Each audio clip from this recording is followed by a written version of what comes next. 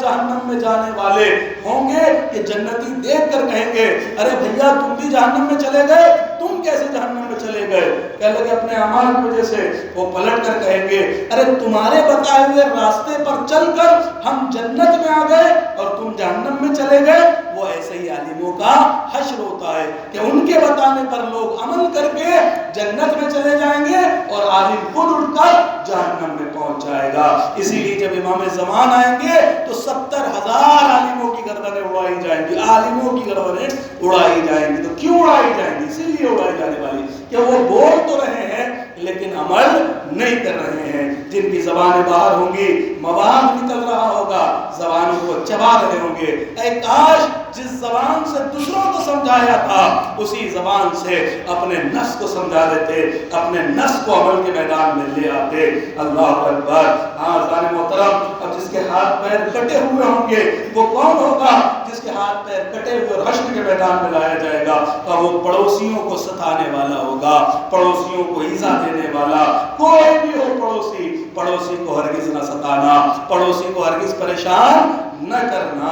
اب اس کے بعد جو اندھا مشہور ہوگا وہ ظالم بادشاہ ہوگا، ظلم کرنے والا حاکم ہوگا جو اندھا آئے گا۔ جو گنگا اور بہرا ہوگا وہ عجوب ہوگا۔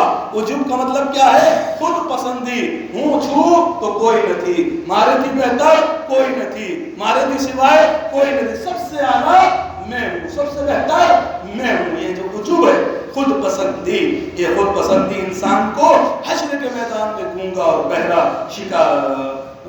بنا کر جو ہے وہ حاصل کرے گی۔ جس کو آگ کی سیخوں میں لٹکایا گیا ہوگا وہ ظالم کے پاس چغل خوری کرنے والا ہوگا۔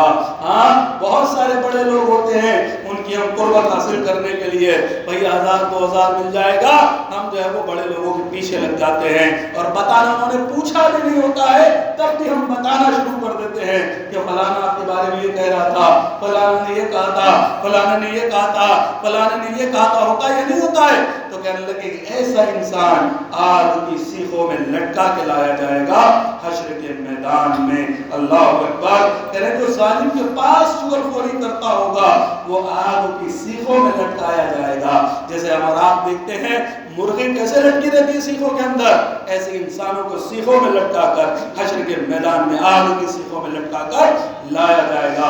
اور جو مردار کی جس کے بدن سے مردار سے زیادہ بدبو اٹھ رہی ہوگی وہ کون ہوگا؟ کہ وہ دنیا کی حرام لذتوں میں مصروف ہوگا۔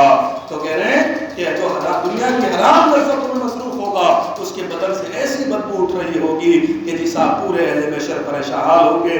وہ اپنے مال سے واجب الہی حق نہ ادا کرنے والا ہوگا، جو اللہ نے اس کے مال پر حق واجب کیا ہے اس کو ادا نہیں کر رہا ہوگا، حق نہیں دے رہا ہوگا اپنے مال سے۔ اللہ اکبر۔ اب اس کے بعد جسے آگ کا لباس پہنایا جائے گا وہ غرور اور تکبر کرنے والا ہوگا، یعنی جس کی مونچھیں ہمیشہ چڑھی رہتی ہوں، جس کی پیشانی ہمیشہ اونچی رہتی ہو کہ جی صاحب ہم سے بڑا کون ہے۔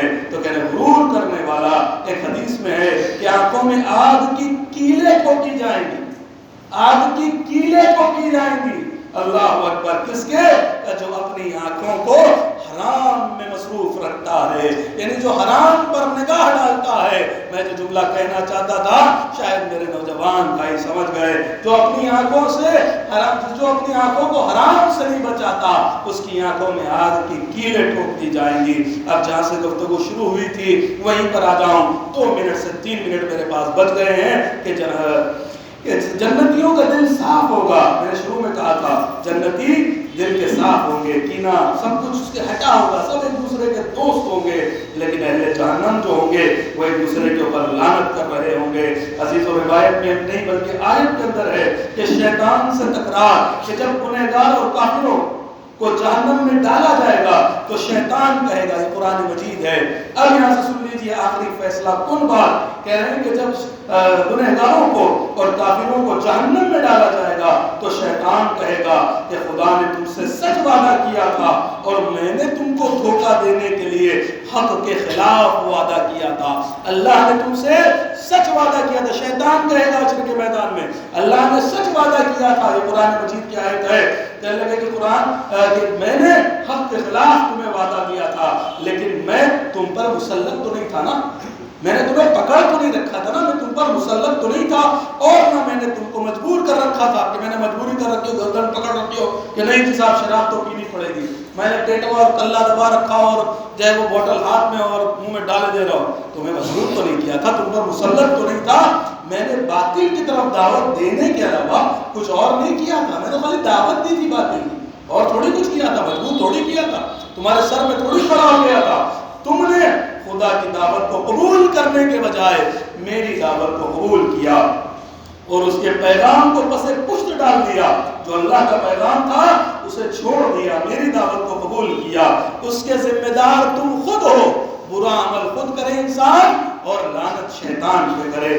کہ لگے تم خود اس برے اعمال کے ذمہ دار ہو، مجھے برا بھلا نہ کہو، آج نہ تم میری فریاد رسی کر سکتے ہو نہ میں تمہاری فریاد رسی کر سکتا ہوں۔ تو عزیزان محترم، شیطان بھی حشر کے میدان میں حق گوئی سے کام لے گا اور کہے گا میں نے تمہیں مجبور تھوڑی کیا تھا، میں نے تو صرف راستہ بتایا تھا تمہیں، اور یہی قرآن مجید نے کہا ہے اِنَّا هَدَيْنَاهُ السَّبِيلَ إِمَّا شَاكِرًا وَإِمَّا كَفُورًا، ہم نے سبیل ہدایت بتا دی ہے، یہ تمہارا کام ہے، چاہے تو شاکر بندے بن جاؤ چاہے تو کافر بندے بن جاؤ، راستہ تمہارے سامنے ہے، شاکر بندے بن جاؤ گے تو ہمارے قریب رہو گے، ہم محبت تم سے کریں گے، کافر بنو گے تو تمہارے لیے دہتا ہوا ایندھن جہنم کا ایندھن موجود ہے۔ عزیزان محترم، بس آئیے ہم سب میں جل کر بارگاہ احتیاط کے اندر بارگاہ خداوندی میں دعا کرتے ہیں، میرے معبود ہم سب کے اعمال صالحات قبول فرما، ہماری عبادت قبول فرما،